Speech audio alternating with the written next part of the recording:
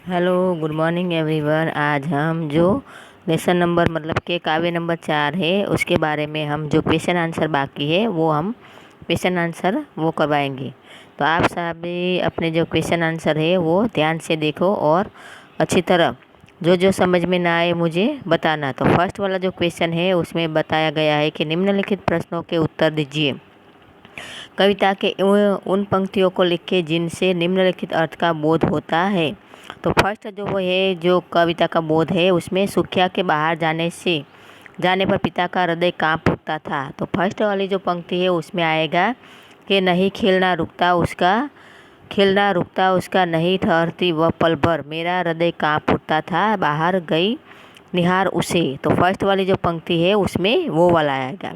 दूसरी है कि ऊंचे शैल शिखर मतलब कि पर्वत की चोटी पर स्थित मंदिर की अनुपम शोभा। तो इसमें आएगा कि ऊंचे शैल शिखर के ऊपर मंदिर था विस्तृण विशाल, स्वर्ण कलश सिरजित विहसित थे, पाकर समोदित रविकर जाल। तो फर्स्ट जो सेकंड वाली जो पंक्ति है उसमें ए वाला आएगा। थर्ड वाली जो पंक्ति है उसमें बताया गया है कि पुजारी से प्रसाद फूल पाने पर सुखिया के पिता की मनस्थिति। तो इसमें आएगी थर्ड वाली पंक्ति में कि भूल गया उसका लेना झट, परम लाभ सा पाकर में सोचा बेटी को मैं कि ये पुण्य पुष्प दूँ जाकर मैं। तो थर्ड वाली जो पंक्ति है उसमें ए वाला आएगा। अब देखो फोर्थ वाली जो पंक्ति है उसमें क्या आएगा वो ध्यान से देखो। पिता की वेदना और उसका पश्चाताप। तो पिता की वेदना का अर्थ है देखो, तो इसमें है कि बुझी पड़ी थी चिता वहाँ पर, छाती धधक उठी मेरी, हाय फूल सी कोमल बच्ची हुई राख की सी ढेरी, अंतिम बार गोद में बेटी तुझको ले न सका मैं, हाँ एक फूल का प्रसाद भी तुझको न दे सका हाँ मैं। देखो तो चौथी वाली जो पंक्ति है उसमें ये वाला आएगा। तो आप ध्यान से देखो और ध्यान से उसका मतलब कि लिखना है। अब देखो क्वेश्चन आंसर। तो फर्स्ट वाला जो क्वेश्चन है मतलब कि बीमार बच्ची ने क्या इच्छा प्रकट की। तो बीमार बच्ची ने क्या इच्छा प्रकट की थी वो तो आपको पता ही है। तो ये बीमार बच्ची ने उस महामारी ने लपेट में ले लिया था। एक दिन उसे तेज ज्वर ने जकड़ लिया था। ज्वर की तीव्रता के कारण वह बेहोश सी हालत में चली गई थी। उसी अवस्था में वह अपने पिता से बोली, मुझे माता के चरणों का एक फूल लाकर दे दो। यही उसकी अंतिम इच्छा थी। दूसरा जो मतलब कि ग वाला है कि सुखिया के पिता पर कौन सा आरोप लगा कर उसे दंडित किया गया था। तो सुखिया के पिता पर कौन सा आरोप लगाया गया था वो तो आपको पता ही है। तो सुखिया के पिता अछूत वर्ग के व्यक्ति थे। मंदिर जैसे पवित्र स्थानों पर उसका जाना निषेध था, यानी कि वो जा नहीं सकते थे, फिर भी वो गए थे। अछूतों के साथ समानता का व्यवहार नहीं किया जाता था। अछूत होकर भी सुखिया का पिता मंदिर में देवी का प्रसाद रूपी फूल लेने चला गया था। लोगों के अनुसार उसने देवी माँ की पवित्रता को नष्ट कर दी थी। एक प्रकार से यह देवी माँ का घोर अपमान था। इसलिए न्यायालय ने देवी माँ का अपमान करने के आरोप में उसे 7 दिन का कारावास दे दिया गया था, यानी कि उसको सीधे ही जेल में डाल दिया गया था और 7 दिन की उसको जेल हुई थी। अब देखो कि जो ये वाला है क्वेश्चन आंसर कि जेल से छूटने के बाद सुखिया के पिता ने अपनी बच्ची को किस रूप में पाया था। तो जेल से छूटने के बाद किस रूप में पाया था वो तो आपको पता ही है कि जेल से छूटने के बाद उसने अपनी बच्ची को घर में नहीं पाया। लोगों के बताने के अनुसार वह स्मशान भागते हुए गया, पर वहाँ उसके सगे संबंधी पहले ही उस मृतक सुखिया का दाह संस्कार कर चुके थे। वहाँ सुखिया की चिता बुझी पड़ी थी। उसकी फूल सी कोमल बच्ची राख की ढेरी के रूप में परिवर्तन हो चुकी थी। अब क्या किया जाए। उसके पिता उसकी राख की ढेर पर वहाँ जाके बैठे और आंसू सारने लगे। अब देखो लास्ट वाला जो क्वेश्चन है कि इस कविता का केंद्रीय भाव अपने शब्दों में आपको लिखना है। तो केंद्रीय भाव क्या है वो हम आपको बताते हैं। तो देखो कि यह कविता अछूआछूत की समस्या पर केंद्रित है। एक मरण पथा मतलब कि शैया पर पड़ी कन्या के मन में यह चाह उठती है कि कोई उसे देवी माता के चरणों में अर्पित किया हुआ एक फूल लाकर दे दे। बेटे की मनोकामना को पूरी करने के लिए पिता ने मंदिर में जाकर देवी की पूजा और आराधना की, जिससे उच्च वर्ग के लोगों को अपना और अपनी देवी का अपमान प्रतीत हुआ और उसी अपराध के में समाज के उच्च वर्गीय लोगों ने कन्या के पिता को 7 दिन के लिए दंडित करके उसे अपनी पुत्री के अंतिम दर्शन करने से भी दूर रखा। समाज में फैली अछूआछूत की भावना किस प्रकार लोगों के मन में भेदभाव जगाती है और निम्न वर्ग के प्रति अन्याय कराती है, उसी प्रकार किस तरह सुखिया के पिता को सामाजिक अन्याय का शिकार होना पड़ा, इन सब का वर्णन करते हुए कवि ने इस विषमता को मिटाने पर बल दिया था। तो यही उसका केंद्रीय भाव है।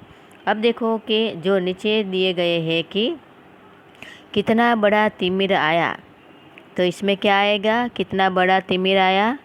तो आपको पता ही है कि कितना बड़ा तिमिर आया, तो इसमें आपको क्या लिखना है, आंसर लिखना है कि इस कविता में कुछ भाषिक प्रतीकों बिंबों को छांटकर आपको उदाहरण तरीके लिखना है। जैसे कि अंधकार की छाया, तो फर्स्ट वाले में आना लिखना है कितना बड़ा तिमिर आया। सेकंड में लिखना है हुई राख की सी देरी। थर्ड में आपको लिखना है झुलसी सी जाती थी आंखें। फोर्थ में आपको लिखना है हाय फूल सी कोमल बच्ची। और फिफ्थ में लिखना है स्वर्ण घनों में कब रवि डूबा। तो ये पांचों 5 पंक्तियाँ आपको लिखनी है। अब देखो निम्नलिखित पंक्तियों का आशय स्पष्ट करते हुए उनका अर्थ सौंदर्य बताइए।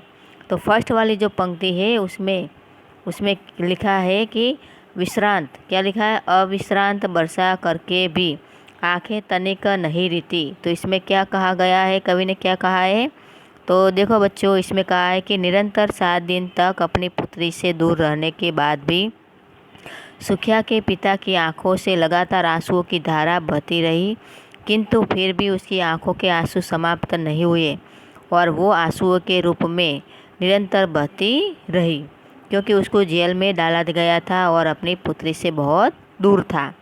अब देखो इसमें उसका अर्थ सौंदर्य क्या है वो हम बताते हैं कि कवि ने इस पंक्ति में निरंतर रोते रहने की दशा को अभिव्यक्त किया है और बादल लगातार बरसते रहने से एक दिन समाप्त हो जाते हैं, किंतु सुखिया के पिता के आंसू थे कि वे एक पल भर के लिए भी थमे नहीं थे और 7 दिन लगातार वो रोते रहे।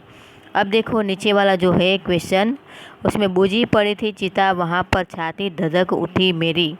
तो इसमें कवि ने क्या कहा है कि प्रस्तुत पंक्ति में कवि ने कहा है कि 7 दिनों के बाद कारावास से छूटने के पश्चात जब सुखिया का पिता वापस लौटा तो उसकी पुत्री की चिता जलकर बुझ भी चुकी थी, अर्थात उसके मृत्यु हो गए जाने पर उनके संबंधियों ने सुखिया का अंतिम संस्कार कर दिया था। पुत्री की बुझी चिता को देखकर सुखिया के पिता के हृदय में दुख और वेदना की चिंता धधकने लगी, अर्थात उनका मन बहुत दुखी हो गया।